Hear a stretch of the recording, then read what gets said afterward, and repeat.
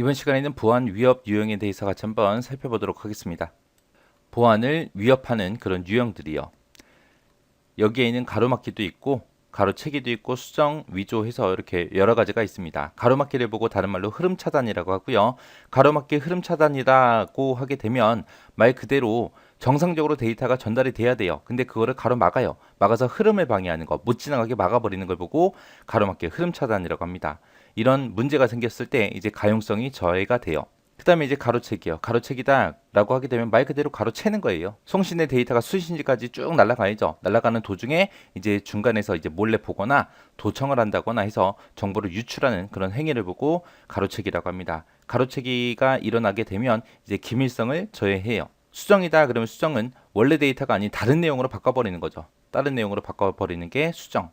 얘는 이제 데이터의 무결성을 저해시키고요. 송신자로부터 데이터가 송신된 것처럼 그렇게 꾸며버리는 거예요. 분명히 나는 안 보냈는데 나한테 받은 것처럼 그렇게 꾸며서 데이터를 보내버리는 게 위조예요. 그래서 이게 무결성 저해예요. 해서 이렇게 각 유형들마다 보안 요건이 있습니다. 위협하는 보안 요건이 있으니까 요거랑 같이 잘 기억하시기 바랍니다. 여기서 이제 시험에 나왔던 게 이제 위조 그리고 가로채기 이 두 가지가 시험 문제로 출제된 적이 있습니다. 자, 첫 번째 웜이요. 웜이라는 건 바이러스예요. 웜이랑 친구가 이제 트로이 목마라는 아이도 있습니다. 얘도 바이러스고 얘도 바이러스고 둘 다 바이러스예요. 자, 웜하고 트로이 목마 차이점만 좀 기억하시면 될 것 같아요. 웜이라는 거는 자기 자신의 복제를 해요. 복제를 해서 과부하를 일으킵니다. 시스템을 다운시키는 그런 바이러스를 보고 우리가 웜바이러스라고 그렇게 부릅니다. 자, 웜의 여러 가지 형태가 있는데 첫 번째 게 이제 분산 서비스 거부 공격이라는 것도 있고요. 버퍼 오버플로우 공격이라는 것도 있고 슬래머도 있고 있습니다. 이런 게 전부 다 웜의 한 형태예요. 자, 트로이 목마라는 건 뭐냐면은 정상적인 기능을 하는 그런 프로그램을 가장을 해요. 가장해서 프로그램에 숨어 있어요. 숨어 있다가 그 프로그램이 동작할 때, 그 바이러스가 활성화가 돼요. 그래서 부작용을 일으키는 그런 바이러스를 보고 트로이 목마라고 합니다. 얘는 프로그램 내에 숨어 있어요. 숨어 있다가 실행하면 그때 이제 활성화가 되는 거. 자, 웜하고 트로이 목마의 가장 큰 차이가 뭐냐면은 자기 자신의 복제를 하냐, 자기 자신 복제 능력이 없냐, 그 차이입니다. 그 다음에 이제 해킹이요. 해킹은 많이 들어보셨죠? 해킹은 이제 불법적으로 특정 컴퓨터에 접근을 하거나 이제 침투를 해서 시스템이나 데이터 같은 걸 파괴하는 행위, 특정 정보를 빼내는 행위, 그런 걸 보고 우리가 해킹이라고 합니다. 그 다음에 이제 백도어요. 백도어라는 거는 이제 서비스 기술자가 됐던 유지보수하는 프로그래머가 됐던 이런 사람들이 접근을 좀 편하게 하기 위해서, 액세스를 편하게 하기 위해서 만들어 놓은 보안이 제거된 비밀 통로를 보고 우리가 백도어라고 해요.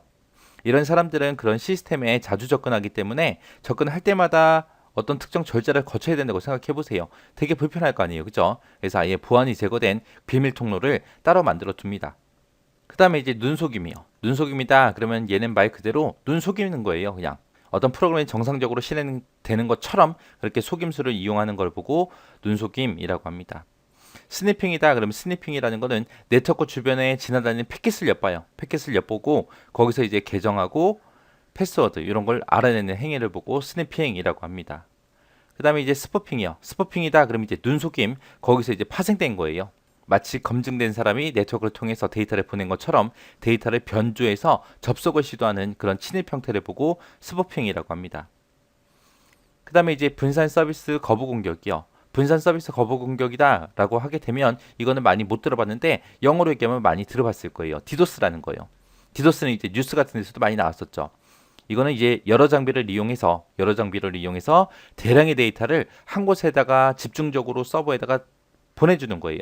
그러면 그 서버가 그 데이터를 받는다고 해서 다른 일을 아무것도 못하겠죠. 그렇게 해서 이제 서버의 정상적인 기능을 못하게 방해하는 거를 보고 디도스라고 합니다.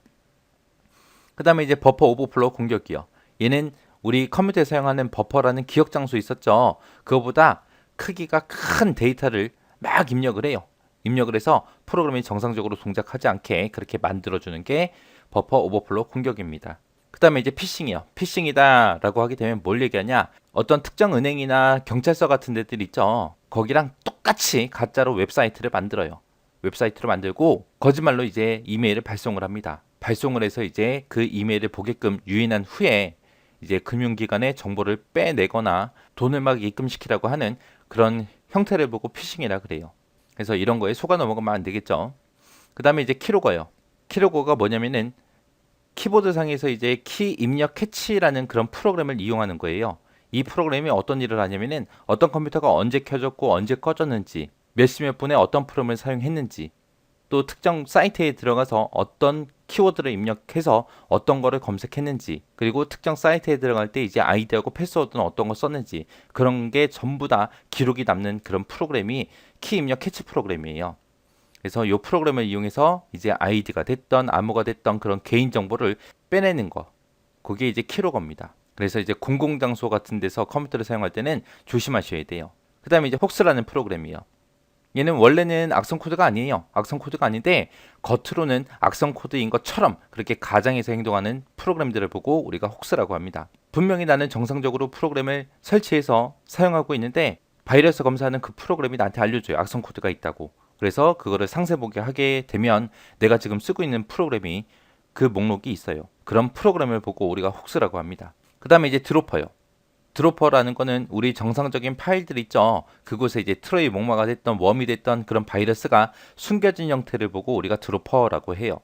그 다음에 이제 스파이웨어. 스파이웨어라는 거는 뭘 얘기하냐? 사용자 동의 없이 내 개인 정보를 수집을 하거나 동의 없이 설치돼서 불편을 야기하는 그런 사생활 침해할 수 있는 그런 프로그램들 있죠. 그런 것들을 보고 우리가 스파이웨어라고 합니다. 자, 이렇게 해서 보안을 위협하는 구체적인 형태에는 여러 가지가 있는데 얘네들도 시험 문제 자주 나와요. 자주 나오니까 뭐가 뭔지 구분할 수 있을 정도로만 여러분들이 알고 지나가시면 될 것 같습니다.